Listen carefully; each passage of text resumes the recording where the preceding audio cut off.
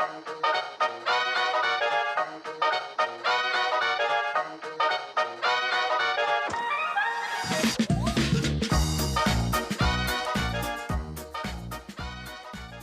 right, welcome back to the We Rock podcast, episode 2. I'm your host, Tony Watson of Watson Signs and Monuments, and along Austin Cassee. How's it going, Austin? How's everything up north? Going well. Still holding the line here at the Texas-Oklahoma border. Yeah, have you ever heard the story about whenever Texas actually attacked Oklahoma? Yes, I have. That's one of my favorites. It is. I mean, it's one of the many things on the list that make me a proud Texan. So, yeah. What were they dropping like cannonballs or something? I don't even remember, but that was a good story. Right. Yeah. Well, again, like you said, welcome back, everybody. This is episode 2. And that we're back is rather impressive. You thought we would have just dropped this after 1. Oh, yeah. We're shooting for 3. 3's the streak. That's how you become a dynasty. That's correct. Watch out, Joe Rogan. I understand that it's actually doing pretty good. I think you sent me a message saying that we've got people from all over the world watching this. Yes, we are officially worldwide. We have listeners spanning the globe. As a matter of fact, we have one in Pakistan and one in Bosnia. Let's just be real. They use a VPN. It still counts. It's Tanner Lewis using a VPN. You have no idea where he's at. Yeah, and we also do have a 4.3 rating on Apple Podcasts. It's about 2 points higher than what I was thinking it was going to be. Man, would you have said that? I wouldn't have told you that. That's I mean, if you do the math on that, I think that's 83%. That's better than I ever did in school. That's a passing grade. That's a solid B. So we've got a 1-star rating, correct? The way the math works out, that's about what it comes to. Yeah. So my guess would be that would be the one individual who sent me a message saying I was a poopy head. So we'll just we'll go with that and go, hey, that's cool. I'm glad I gave them something exciting. There you go. There you go. Fame is fame. That's it. Yeah, what do they say? All press is good press. That's correct. Hey, as long as they're talking about us. And then somebody says that and they're being let out of their office in handcuffs. So, I think today we're going to kind of hit on some topic of quality. Is that right? I mean, that's kind of what we've really been discussing between you and I. Yeah, we figured that'd be a good one to, I guess, really kick it off with, because of course, the first one was more or less an introduction and just kind of a wrap up to Memphis. And this one we're actually going to start trying to get into some of the substance of what we do. Yeah, absolutely. And it's one of those where I think quality has been a big issue for a long time, and that doesn't necessarily mean that all things are produced or bad quality or anything like that. But what is quality and what you're looking at, and not just on the substance of the manufacturing or production or of the monument or even in the installation, but we've kind of even talked about some of like how do you present your stuff, the way you take your photos of your monuments, what you're putting out online for people to see, stuff like that. Discussions of how you present yourself. That's been one of my big things for a long time. Because it all ties together. Absolutely. And if you're not holding yourself up to a very high end or high level, then that's what your customers see. They're going to see that little stuff, and I nitpick the fire out of a bunch of stuff. Mm-hmm. But like just to really kick it off, in your mind, whenever we're talking about overall design, what to you is the definition of quality in overall design? I like a cohesive theme more than anything. I mean, so that doesn't necessarily mean that we're talking about a custom job, a custom monument. That even on a SERP top, I want a cohesive design and something that flows together and makes sense. I don't like. I call them the floating flowers, right? I don't like the stuff that's stuck up in the top corner because there's open space in the top corner. Mhm. Um, it needs to connect to something or make sense. Uh, Correct. Meaning, does it touch the edge of the stone? Or I even don't mind, if you um, have those lines, if you, let's say you've got a couple roses in the corner, Mhm. and you have a line that follows the edge of the serp top, Oh that yeah. connects them, that makes more sense, right? Oh yeah. Now, one of the things that drives me nuts, and I've done it. This is not a, oh, all these other people do. I've done it, and it irritates the fire out of me. But Oh no, uh, we're all guilty of the same yeah, yeah, sins. yeah. Yes. But you just don't necessarily see it because I'm not going to share it with anybody. But the Let's just be real with one another. There's some stones that you set in the cemetery that you do not put your tag on. 100%, Mm-hmm. 100%. Mm-hmm. So the one of the things that drives me nuts is such a little thing, and it's if you take and you have your flowers in the corners, and you have that line that follows the serp top. Correct. It's one thing when you draw it on your computer, but if you've gone and stuck it on the stone and you look, and that serp top does not follow it, now you've got two different arches.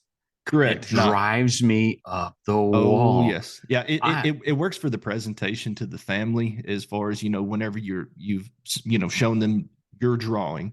mm-hmm, But just, in order to prevent what you're talking about, go out and measure the sides. mm-hmm. See what the actual drop of that SERP is, and then just redraw it before you cut it. Correct. It's going to take you another 3 or 4 minutes. Mhm. Spend the extra 3 or 4 minutes, but in the end, you're going to take that in. You're going to take that monument, put it out in the cemetery with your tag on it, and somebody's going to see it.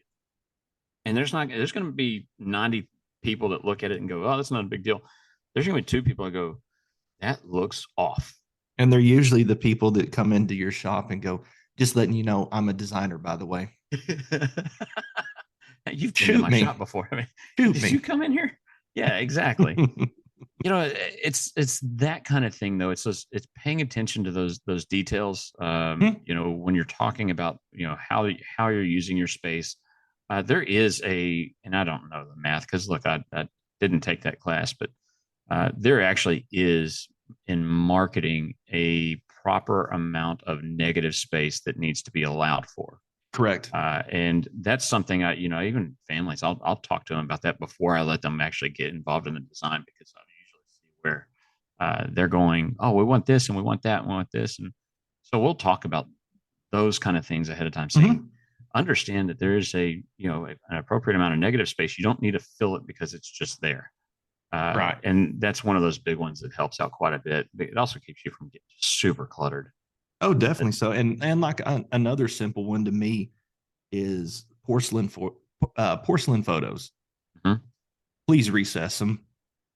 mm-hmm, yeah. The amount of porcelain photos I've seen just stuck to the surface, to me, it has always looked like a blister. Well, even so we use, it's not any secret, and I'm going to call him and get a sponsorship here in a minute after I say his name, but we use Porcelains Unlimited, and As do we. man, see, look at that, we're going to get a check right now. But no, so he now sells, and I think some of the others do as well. So this isn't exclusive, but he now sells an ultra thin. Oh, the ultra thins are Yep, nice. and so I like the ultra thins, but we still blast those back. Mm-hmm. But I kind of describe it as I want to be able to take a level across the top of it, not touch Yes. it, Um, Mhm. and I don't want to blow that thing like a quarter-inch back. I just need it to sit back in the surface. Correct. So, and it's really not that complicated to really knock it back a hair. I'm not blowing the letters back as I'm blowing the letters back deeper than I'm putting that picture is what I'm getting at. Oh, So, yes, for sure. And that's another big point is talking about how deep you're blowing your letters in. well, that's it. There, So we have one of the things that we sell a lot of are these ring crests. So here in Aggieland, if you're familiar with Aggies, we all of us who have graduated from the university wear a gold ring on our hand, right? yes. So one of the things that they have is a paperweight, which is the crest of the ring that shows your class year on it. So we sell a lot of those, and we attach a lot of those to monuments, and they're actual bronze. But when we sell them, I will recess that space, and families will go, "Well, do you just stick it to the surface?" Even on the niche stores that we'll do, we recess those in, And the simple definition to when I explain it to the families, I don't want somebody to be able to stick a screwdriver under there easily to pry it off. Right. You don't ever want to invite the opportunity for Yep. anybody to do anything nefarious. Yep. Yep. So just it's the extra little step in thinking about this and that. When you make a design, do you quickly throw stuff together? And I'm going to say this, but I'm kind of in my head as I'm saying it. I'm thinking I don't know if all the softwares do it this way. So because I use CorelDRAW using Memorial Designer, I can plug and play where the lettering wherever I want it, right? So I don't know if like MonuVision Auto does this. I know Gerber doesn't because I used to use Gerber, but Same here. with the text, so given names and dates on a double 4x6x2. Are you centering those up? So I actually will typically take and draw just a quick box from the midline of the stone to the edge, and then I center my text up to inside of that box, right? Mhm. A lot of times, so that I know that it's centered, and then I shift the box over, and then I center it up that way. There's probably an easier way to do it, I do but the same thing. I don't know if there's a correct term for it. I call them reference boxes. mhm. Just Yeah, like you said, you're it gives you a way just to center up from one side of the stone to right. the other, Because and rather than just eyeballing. yeah, and it's like I've used the reference before. Like I've got a friend whose name is John Jon Lee Lee, and he's got 6 letters to his name. I've got 6 letters to my legal first name. So it's like, so when you start looking at that spacing and you go, one name's going to stretch out longer than the other, and I want them centered in their space, knowing that this name may be 5 inches from the edge, and this name's going to be 8 inches from the edge, but at least I know they're centered within their space. Right. So, uh, I've known others to maybe even space between them and then separate it out from there or whatever. But um, it just kind of depends on what we're doing. Line weight's a big one for me. Yes. I've seen a lot of new companies and new sandblast guys That have the are. ultra thick bordered panels. I've seen the opposite where it's super thin, right?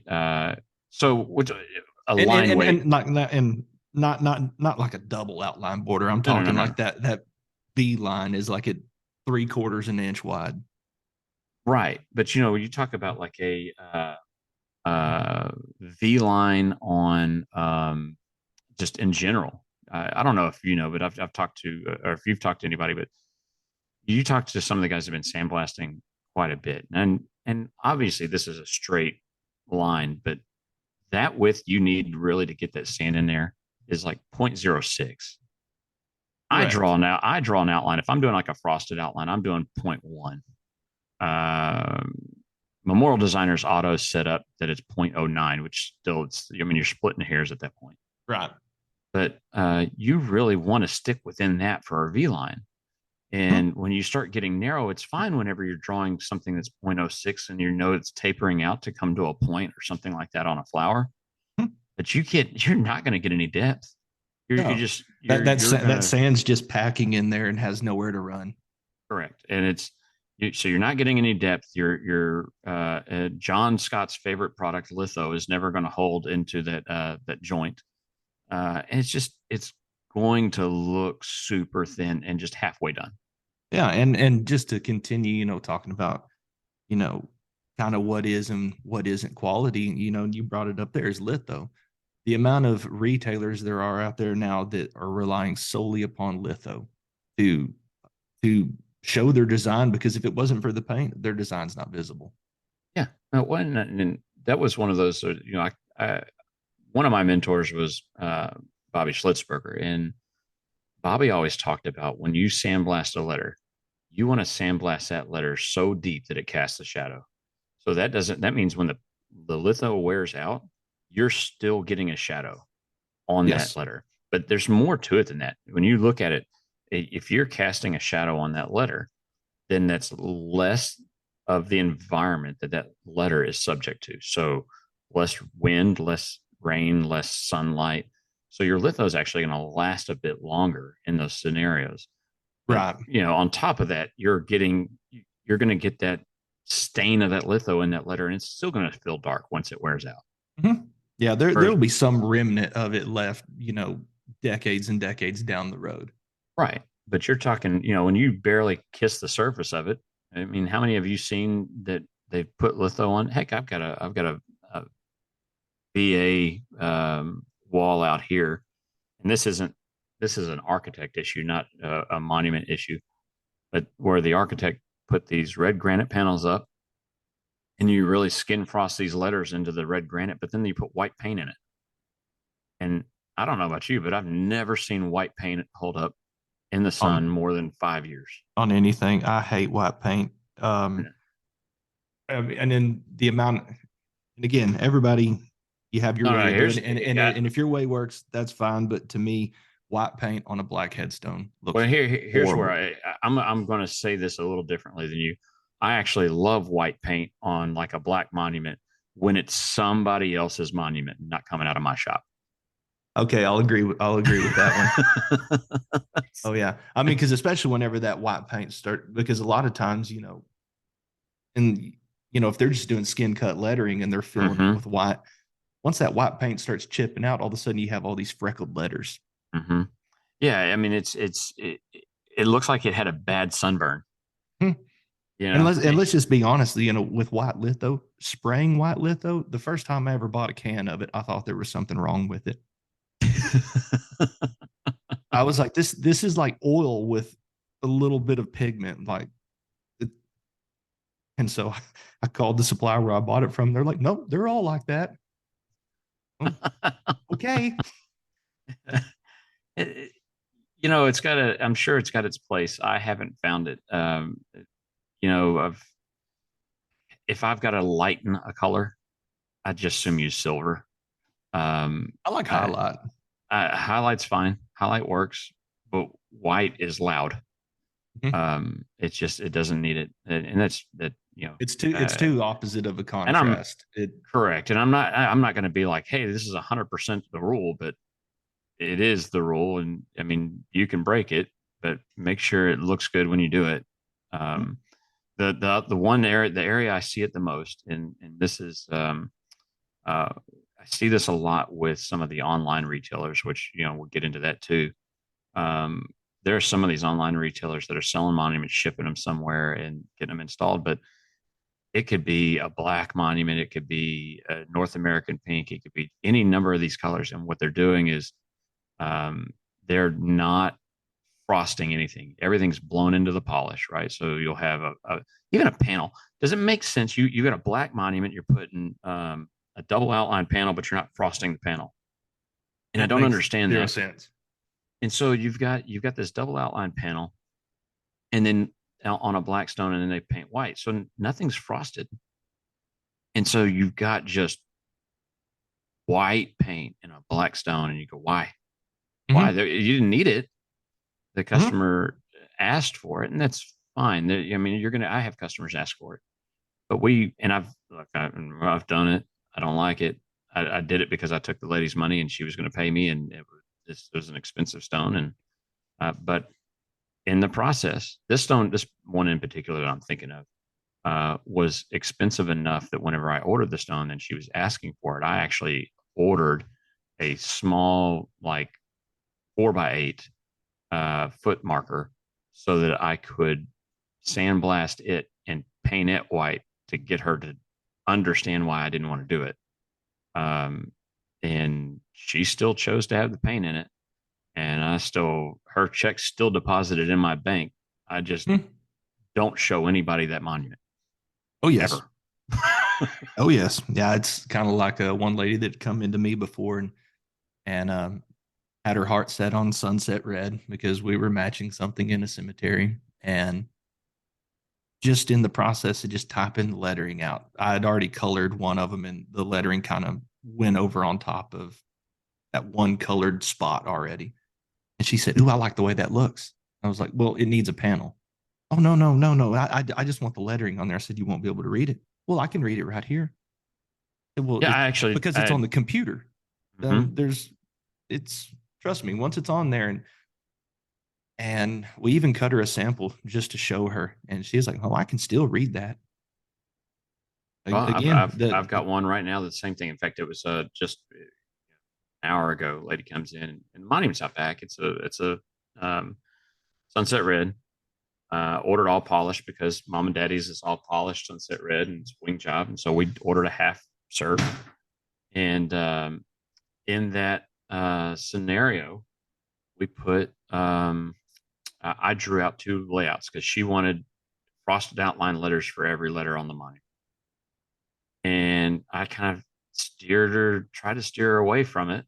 And I drew something with a panel to kind of open it up and so you could see something because she wanted a barrel racer, beautiful little barrel racer thing I've got on the computer.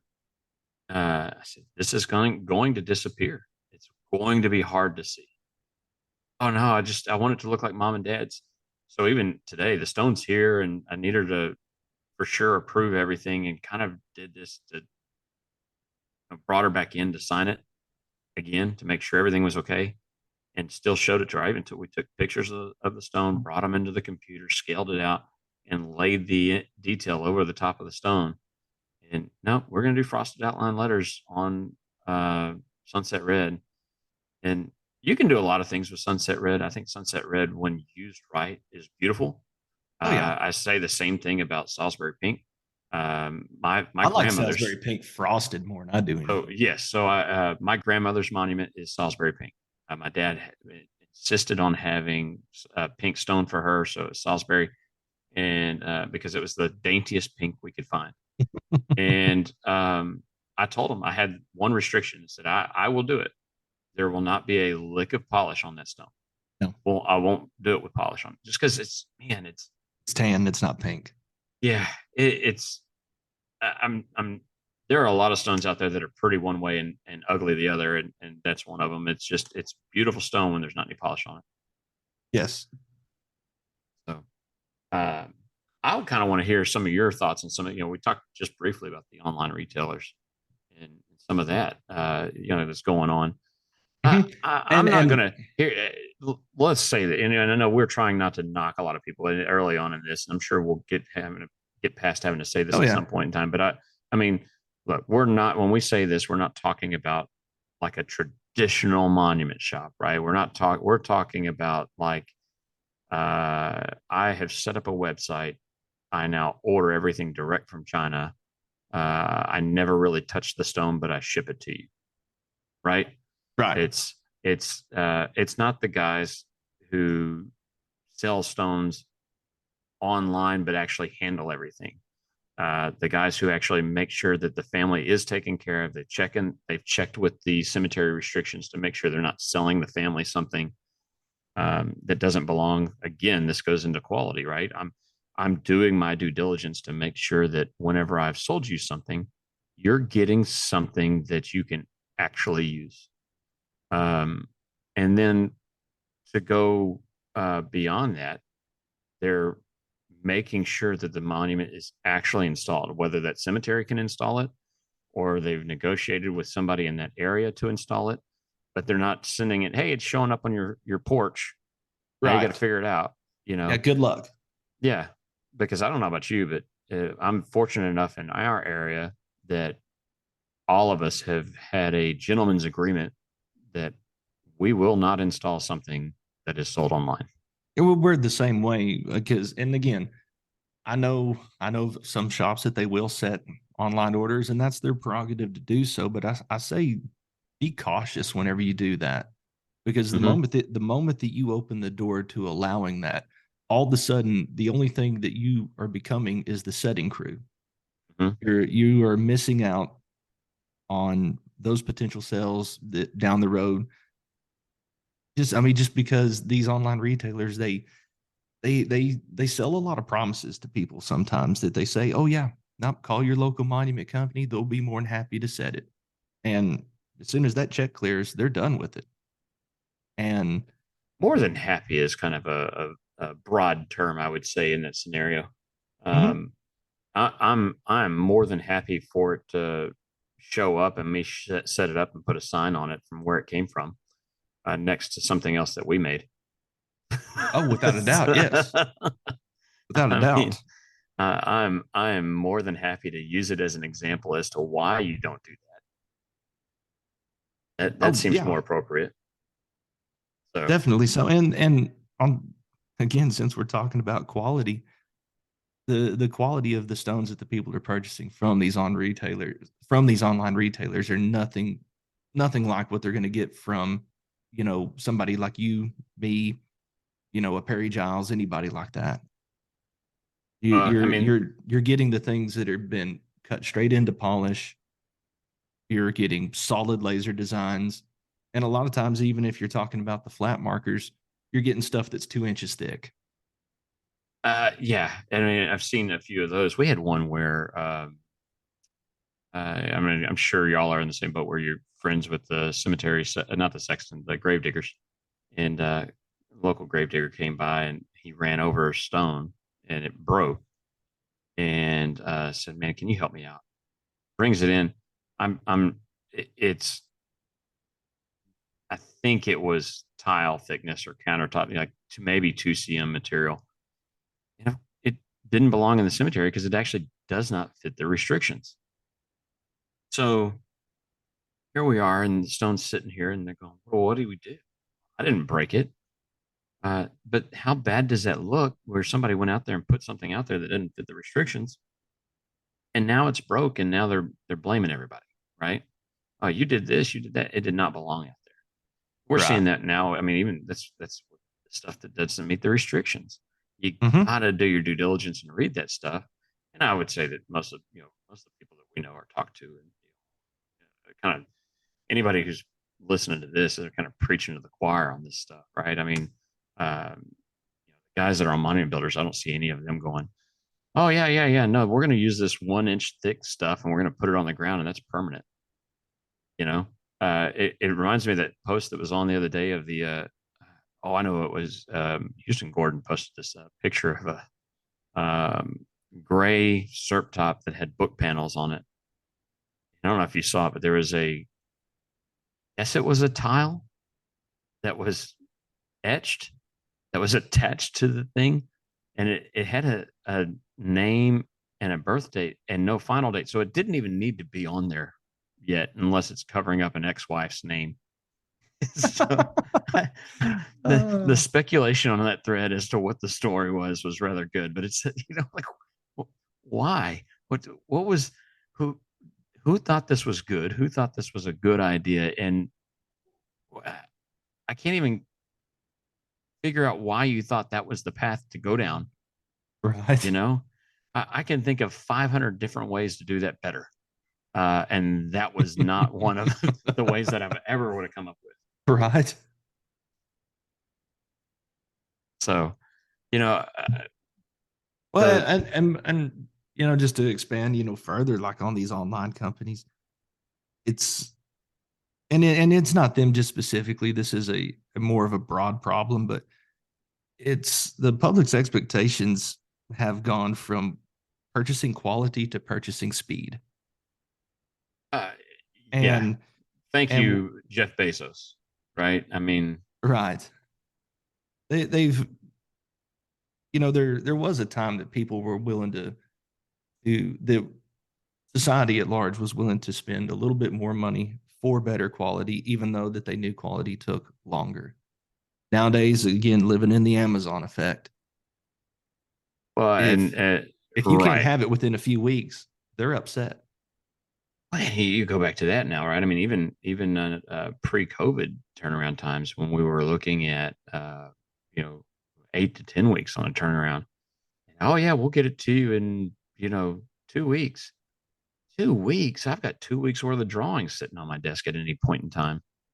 You know, I sit there. Oh yeah, we'll get it turned around in 2 weeks. No, no, and that Amazon mindset of we can get things out, and you see it now even with other stores. Luckily, actually, I was kind of hoping that some of this supply chain issue stuff was going to remedy a lot of that, right? Where now everybody's waited 6 months to get a refrigerator, and here we are going, no, yeah, yeah, I'll have it to you tomorrow. No, no. So I don't think we have gotten as much kickback as we used to, for us anyway. But the understanding of, oh yeah, we'll have it out, just says that they've got a lot of stuff sitting. Now I say that, and in that, I had a family reach out, and we've got a display piece that they're wanting to have something um, done like inside of a month. That display piece that I have, I gave them a number of $11,000, and uh, that's they're going to grab that, and I'll get it done in a month because that's money in the bank. Yeah, But whenever it's possible to do things yeah, like that, then do it. sure, sure. When we get little things like little pet markers, or if we're just blowing it in the polish, and I can throw it in, sandblast it with something else, then sure, let's get it done. I don't Yeah. have a problem doing it in 2 weeks. But when we're talking about an actual monument that takes up time, uh, you know, you got to get in line. You really do. But it Yeah, to have the and talking about time though, that's one of the things that, just the decline in quality overall really points to is the amount of people that, whether it be through the online retailers or even just some of the retailers that exist. And you see this a lot with cemeteries, especially people that have no background in what we do, no training in what we do, that all of a sudden that they are somehow sort of qualified to be a designer. That that because goes it back. because they were able to get on some companies online, memorial type designer, and they can drag and drop. All of a sudden now they have the keys to the kingdom. They know how to do it. No, Good for them. yeah, but you're also those are also the same people who um, or you get those same folks that come in and, oh, I'm a graphics artist, right? Oh, my daughter's a graphic artist. Like, ugh, ugh, really? And Good for man, them. yeah, and they may be a phenomenal graphic artist, in their field, but Right. this is going to go back to what we were talking about before. What's the line weight on the line you're using? Uh, you know, what's the strike of your letter that you're using? Is the line weight on that letter going to even sandblast? Just because you found a cool script font on defont.com does not mean that it'll sandblast. It's just not, you know. Right. And especially whenever I go, oh look, there's more curls to it. Oh yeah, that works. So uh, getting to where people understand, sometimes it takes a study. You've got to really spend some time looking at what has been done and not just put it in the computer and go, look, the computer did it. Right. And Um, and one of the best ways to do that is look at other monument companies' Facebook pages. Just, I mean, you can immediately tell what is good design and what is not. And then if you find something that you kind of zero in on, like, don't be afraid to reach out to that person. 100%. I mean, Yep. I'm one of those that, like, I'm probably not going to get the phone call. Your phone might be ringing off the hook. Mine ain't. Uh, I do have a few decent ones here and there, but like if somebody was to call me and ask just a question about how I did something, okay, what do you want to know? All Well, and right. I've done that before where, look, if somebody calls me, I'm going to say this. I don't want my artwork being done by my competitors. And I like my competitors are good people, but that's my stuff. I don't want it within my just direct area. Mhm. That's not ours, because then I'm competing against myself. But Right. I've had people call me from Yeah. other Don't states and be don't like, don't hey, become the setting crew for an online monument company, and don't become the design crew for your competition. correct. So, I've had other people reach out to me from other states and like, hey, how did you do this? Or how did you do that? And, or can I use this? And I'll send them the file. I usually tell them two things. I want you to make it your own and make it specific to the customer. And send it to me. I want to see what you did. I'll Mhm. tell you what I didn't like about what I did in the first place. And I want to see how you change it, because I can't learn to change things either for me unless I see what other people are doing. Right. Um, but that Facebook stuff, what people are advertising on their page, that is one of those things that drives me up the wall. And Oh, some of it's, let, go let me ahead. let me guess.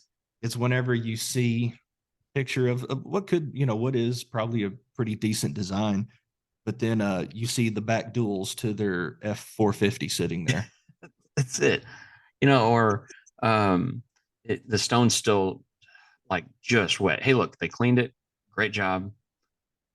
Use the time while you've cleaned it and you're waiting on it to dry to move your truck, pick your tools up, rake it out, all that kind of stuff, and Mm-hmm. then set up a nice picture. And I get it. And that's one thing. Like, see, whenever we see a picture like that, like you was talking about, that they just cleaned it, and you can obviously see that this stone is wet. You and I know that. Yes. You and I know that that they either sprayed it down with something or whatever. We know Mm-hmm. that. The public does not. Correct. The Yeah. public And may look at that and go, "What is wrong with that?" why can't I read it? Hmm. Yeah. And it's, I see boots in pictures and stuff like that. The funniest was, I saw one day where it was a black monument and they were standing in front of it, not kneeling down or anything like that. They were standing in front of it and took a picture. And in the reflection, it was nothing but their crotch. And it's posted on the company page. And you go, man, just a little bit of angle would have fixed all of that. I like But, personally, me. I like to advertise crotchless monuments. but and I get it. It is not the people running the Facebook page that are taking those photos, because it's the install guys that have gone out because they've gone 60 miles out to set the stone, took a picture to show the customer that it's done. But take a good picture, because if you're showing it to the customer, hey, it's done, that photo needs to look like $1,000,000. We talk Especially if about that's the first time that they're ever going to experience seeing it. And a I understand that hundred it's just, percent. I understand that it's either going to be just through an email or a text, but don't let that be their first experience. Oh yeah, and we talk a lot in my office about the difference between um, being Jack in a Box or being Ruth's Chris, right? Hmm. Being Walmart or being Neiman Marcus. Being I was going to go for Target. well, yeah, Well, I'm not that bougie, Tony. but or being Timex or being Tag Heuer, right? Right. It's that mindset of if I go to um, if I go to look at Tag Heuer's website, those pictures are phenomenal, right? Hmm. If I go It, to it it Timex, it it makes you want to buy that product. you want to feel like that you're being taken care of. It's Hmm. class, it's elegance. It doesn't mean that you're outbidding yourself for other people, but it shows quality. Right. And that's been one of our things for a long time. How you present yourself, down to um, uh, how you stand around. Hey, here's a decent example. I had to go to a groundbreaking for a monument we're doing this winter, and I go out there, and it is what it is. You go shake a bunch of hands and stuff like that. But we go out there, and I went out there wearing my cowboy hat. I don't Hmm. always wear a cowboy hat. I wear a cowboy hat now because I don't want the sun burning my ears or my face or my neck anymore. We're getting I've to the got age we have to worry about health. like I've got the reverse yarmulke thing going on my head, and it peels when it burns, and that's not fun. So so I've started wearing the cowboy hat, and it's not for some kind of fashion thing, but I have realized that you get approached differently in those scenarios when you're dressed that way. Correct. And so some of it's a persona. Hmm. Some of it is, what do I want people to perceive me as in that particular situation? Right. And so we do the same thing. In fact, whenever I went there, I drove my setting truck, not my personal truck. I drove my setting truck that has our name on it. The setting truck was clean because it had just been washed and all that. And we parked it out there. It says a giant rolling billboard, you know, Yes. and it looked good sitting out there. It didn't look like, for those of y'all don't know, I actually have a newer truck that we just purchased last year. So it's not all banged up and stuff. And that I'm not knocking banged up trucks. I've had those, it is what it is. It's a work truck. Hmm. But this thing is a giant rolling billboard on purpose. Hmm. And that's what I use it for. So Right. in that scenario, everybody that walked out of there had already heard my name. They had met me. now they remember me because I was wearing the cowboy hat. Oh yeah, I was the guy in the hat, right? There was other people wearing hats. Nobody was wearing a cowboy hat. I wasn't wearing an old man hat. You know, I was the only one there like that, and that's the purpose of it. Is I Hmm. want to be remembered.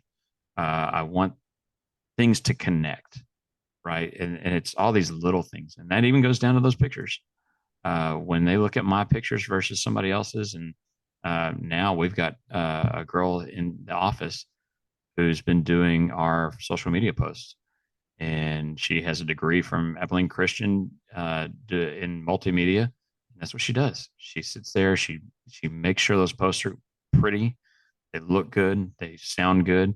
Heck, she's the one. In fact, if you're following the Southern Monument Builders Group and you're seeing the stuff about the convention coming up, she's the one making those posts and those details that are coming out. She's the one Those look producing. great. Well, and that's exactly it. If we're going to attract people to come, it better look good. And that's And not a knock on anybody else, but she's got a little bit extra time, and I want her to do it. And so it's let her do it. like just talking about improving the quality of your just the pictures that you post.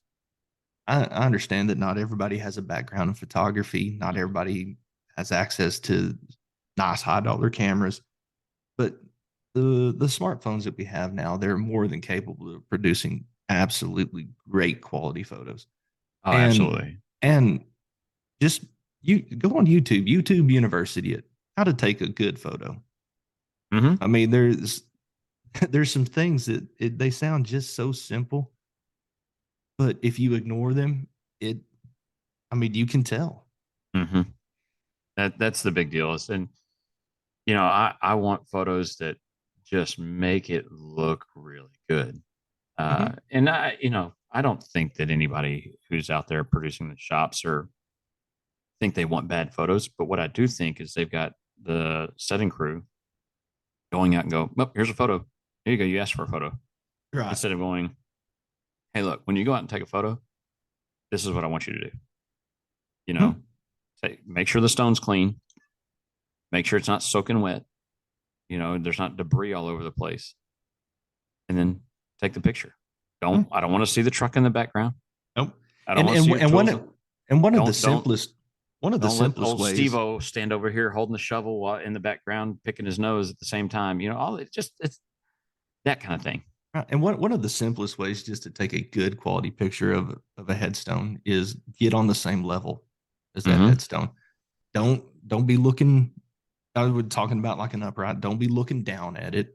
Don't Mm-hmm. take it from this weird obscure angle. Get Yeah. down on the same level as it, and it frames in that photo so much Mm-hmm. better.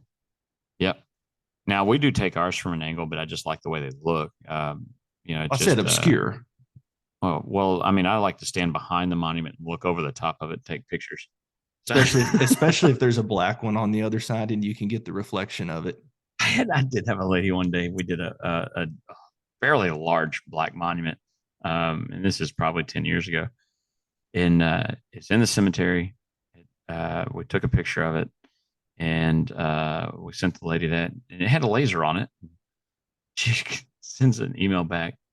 Says, looks really good, but I don't understand why you lasered the grass on there. What are you talking about? And I opened the picture. I said, I don't see any grass. And it took me a second. I realized she's seeing the reflection of the actual grass on Mhm. the monument.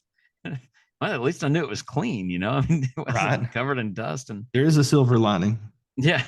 So I explained that to her. Oh, I think she had mentioned the other monuments. Why did you laser other monuments on there? It's like, what are you talking about? So, yeah, presentation and pride in what you do is huge. That's a big thing. Well, The if Chick-fil-A model of things, right? It you've never been to Chick-fil-A and seen somebody, or at least not that I have been to Chick-fil-A and seen a grumpy employee, no, or somebody who's unkempt and their shirt's not tucked in, or even down to like they're constantly picking up where their sauces are and organizing them and all that little stuff. oh, It goes a long way. it's very detail oriented there, Yeah. and another corporation to look to that really has made a name for themselves in being just absolute sticklers to detail is Disney. Mm-hmm. And even though, I know there's a lot going on people don't agree with at the moment, but one thing you cannot disagree with is, I mean, especially if you go to like any Disney park, just the level of detail that there is to everything. And like, you will not see a piece of trash on the ground. Mm. I mean, and that's, I mean, apply the same model to your business. Don't, Uh, you know, yeah. if What does it smell like when you walk in your office? mhm. You know, so it's, I mean, we talk a lot about production because that's where our final product is. But what about mine, inside the office? mine You smells like know, stencil. well, you get your stencil cutter right there, don't you? Yeah, Yeah, it's like right we've here. got, I have, I went and bought, what are they, smart outlets? So they're not actual outlets, but they plug into the outlet. Hmm. And then we have our candle warmers Yep. plugged into that. Okay, and so they're on a schedule. They will turn on at 7:30 before I get here, and they will start warming up, and then that way it fills the office with a nice gentle smell. The other thing I've got is, we have a TV in the office hanging that plays pictures on a loop of our stones, and obviously they're the nicer pictures, right? And I'll even play pictures of Hmm. my kids and my wife and I because I want it to feel like a family business. Oh yeah, definitely. Um, And and we, then, we have the same thing except during baseball season, baseball's on it because well, if you're anything like us, then those people want to watch that too. right. So, but But even with that, I'm usually playing. A lot of times, I'm playing country music in the background, or every once in a while, I'll get the wild hair and want to play some rock and roll or blues music. But what I do not play, and this isn't knocking this style of music, but I do not play old hymns. I do not play slow, somber songs. no, the and again, like you said, not to knock that, but if you create a very somber environment like that, I mean, for one, nobody wants to be in your business anyways. Mm-hmm. I mean, if they're there, it's because something bad has happened. Mm-hmm. And you, I mean, you kind of want the surrounding area in there to have, a little bit of vibrance to it. Mm-hmm. You Well, you and you don't want we've them to sit there and dwell on, you know, more than what they already have had to. no. I mean, here's the deal: is they've walked in your door, they're going to buy it. They're buying a monument somewhere, right? It may not be from you, but it's from somebody. If they're going out of their effort, out of their way to go into a monument shop, that takes some guts. So they need to want to be there, and sometimes that environment's a big deal. It plays a big role in it. So that's, I mean, keeping it clean. You can't have it smell like trash. You can't have trash all over the place. Now my desk is covered in papers, but uh, it it's naturally that way because I'm busy. But Well, I've also heard, from higher authority that a messy desk is the sign of a genius. man, we're really using that term very loosely now, aren't we? Yeah. Now, but let's say today, tomorrow, whenever somebody was to reach out to you, like another monument builder, reach out, and whether they call you, send you a Facebook message or whatever, and they Mhm. say, you know, what can I do to improve myself?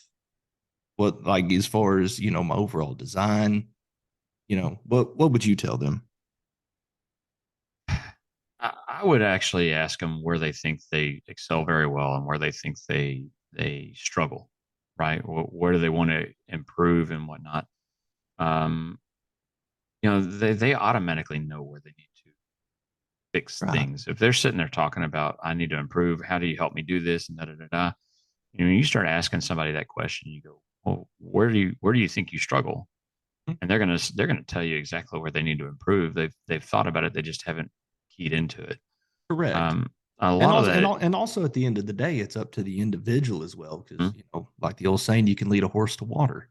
I will tell you that just doing things like paying attention to how your photos look like on your Facebook page or website, paying attention to how your website looks, how your office looks, how your truck looks going down the road, that kind of stuff. Hmm. My guys, I have my guys keep the inside of that setting truck clean because if they're keeping the inside of the setting truck clean, they're keeping the outside of the setting truck They're clean. paying attention elsewhere. I Correct. mean, And to other details. Yes. yes. So, uh, that being said, you're much more likely to see a change in your business starting there before you ever worry about your design. Mm-hmm. So now, I'm talking about when I say that, I mean, before you worry about doing these elaborate custom blah, blah, blah designs, but just how you present yourself uh, goes a long way. How do you look Well, whenever somebody walks in the door? How do you present? well, How do you approach somebody when they walk in the door? right. And as talking about design, my advice to them is, don't jump in the deep end immediately. Just try to set some personal goals for yourself. Just start out by drawing one design a day, something that Mhm. you can put it out there to your families if you want, or you can just sit there and just use it as a challenge to yourself. But just draw one a day. Or And even start with the thing that annoys you the most, right? There in every designer, there's the one thing, and it's not going to be the same thing for everybody, but there's one thing about something you've been creating that's driven you nuts because you continue to see it. Mhm. And find a way to fix that. Mhm. And even fix it before a family asks for it, or fix it for a particular family and just see how it's received. Mhm. And Well, and then once you get it to where you go, hey, look, this looks good or this doesn't look good enough, then go, well, if it's not good enough, I want to play with it again. You can still sell that first one and then have time to look at it and go, yeah, I'm going to try this. I'm going to try that. Uh, just, the old adage, Rome wasn't built in a day. Well, neither was your Mhm. design. I mean, I still say that a lot of times that I feel bad for the customers that bought from me before because it's not what I'm producing now, but it's the same thing for the customers I'm producing for now. Correct. They're not going to get the same level of what we are going to be able to produce in 10 years. Mhm. Well, even to like the shop side of things, if there's something in your shop that you feel is lacking in that, maybe whether it be in your sandblast, your ability to work the stone, Mhm. with, mechanical means such as saws, chisels, any things like that. If that's something you're not comfortable with attempting on your own, there are avenues for it, like Hard Rocks is Mhm. definitely one. I know Ron Clamp offers sandblast training, Mhm. and then I know a lot of the organizations out there, at least once a year, somebody's putting on a workshop somewhere, and attend those things and Oh yeah. take them in. Well, that's the biggest thing is get out there, get your hands dirty. Uh, you know, uh, Breathe Go in the find silica. places. Yes, yes, do that. No, that's a bad thing. Wear your mask. Yes, please. Proper PPE at all times. Yes, but find somebody. It's you hadn't been to this shop yet, but I get questions all the time. Hey, I want to come to your shop and see it and see how you're doing things. I'm like, I, I mean, I appreciate the sentiment, but I don't think you actually do because you can look me up on Google Earth and look at our shop and see what it looks like, and it's not that exciting. It's an old schoolhouse building from the early 1900s and like 1910, 1920. That's been retrofit. We don't have hot water, and we sandblast everything outside out back.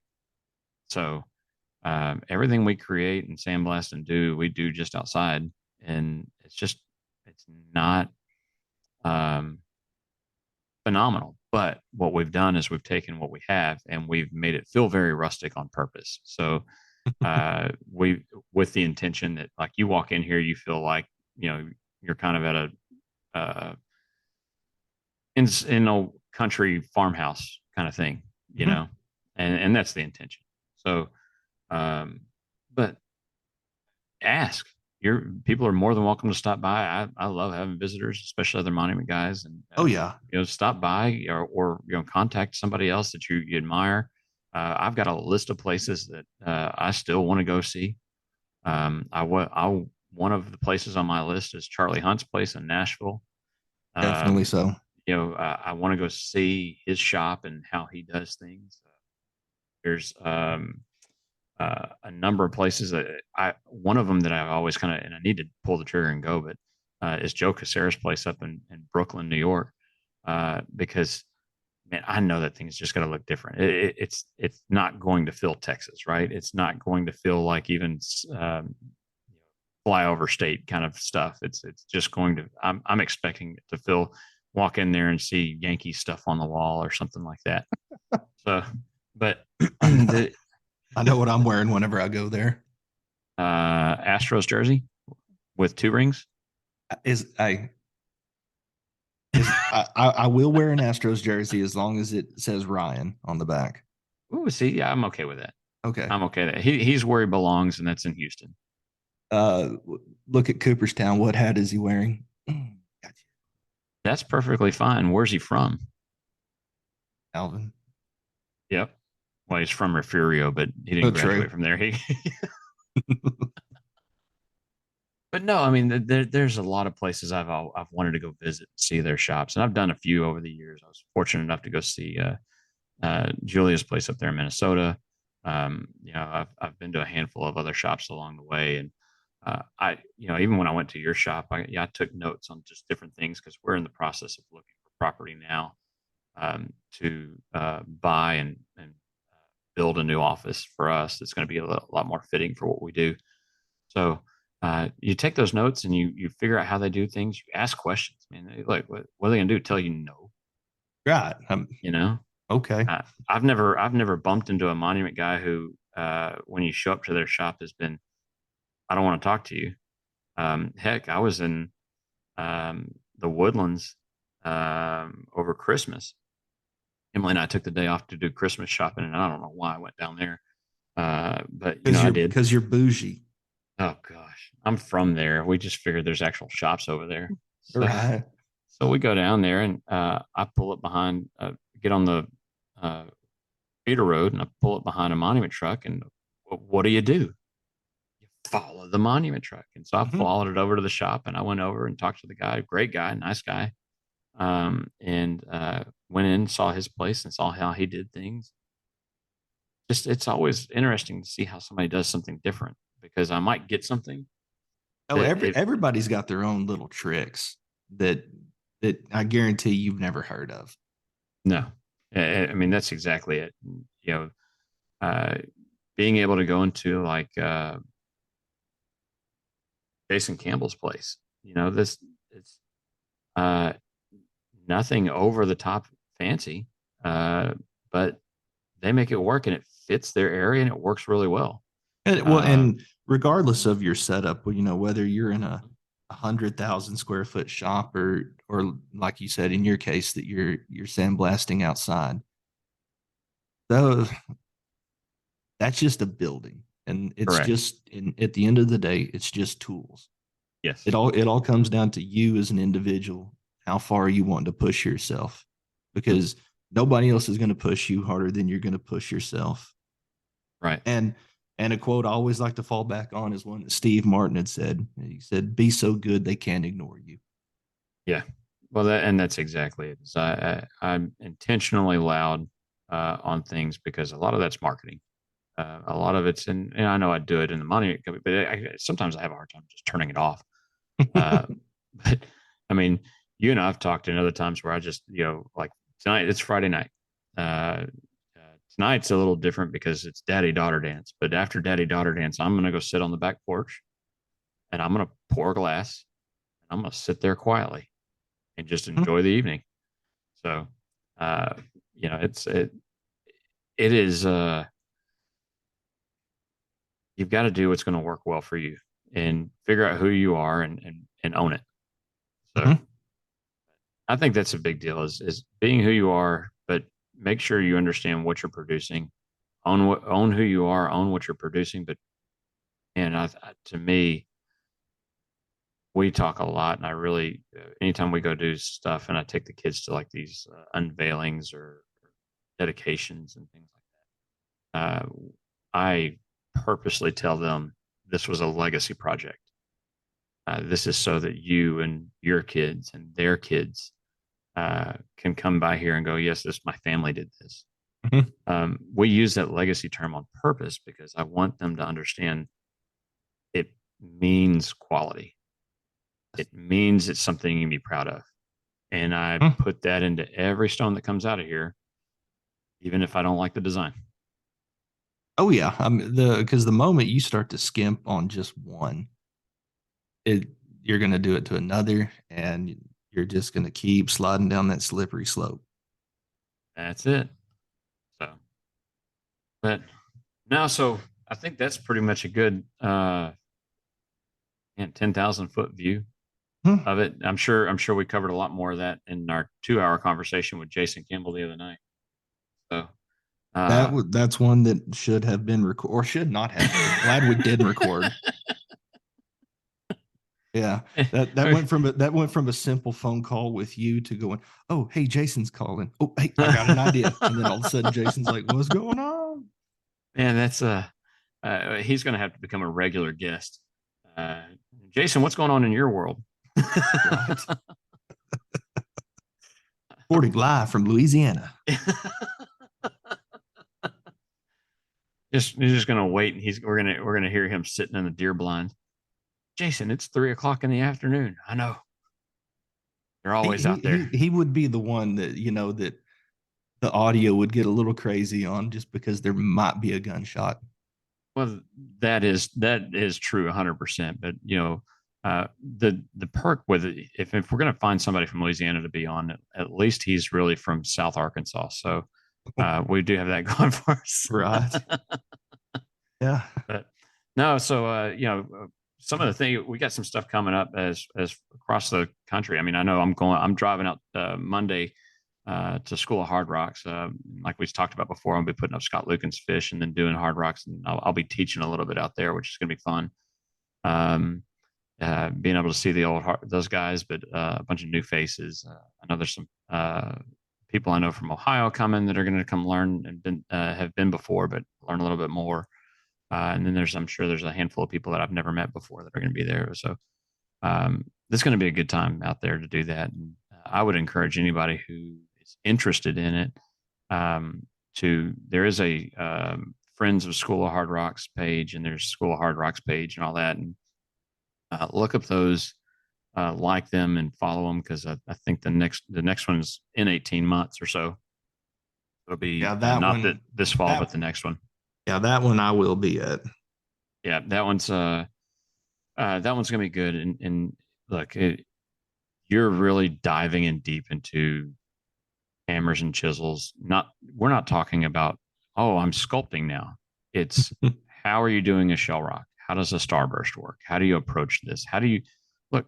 Something as simple as I've ordered. I need to cut this stone smaller.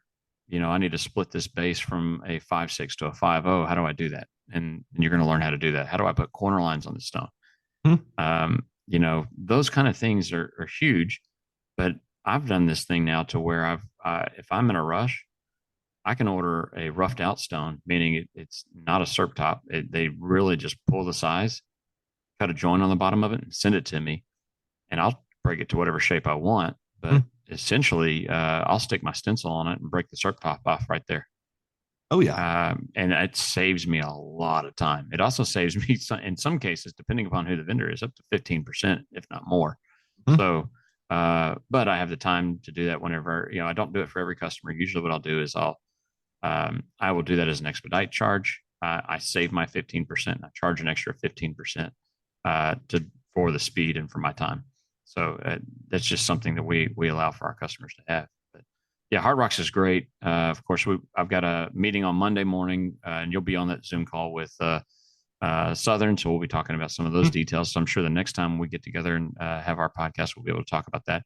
I do know that we haven't confirmed anything yet, but we've already actually been asked to do a live podcast at our meeting. I don't know how that's going to work out, but it could be interesting. Yeah, we still got some technical details to work out on that one, because the fact that we were able to get this podcast actually live on Spotify and Apple Podcast was, stretching the limits of our technical expertise. And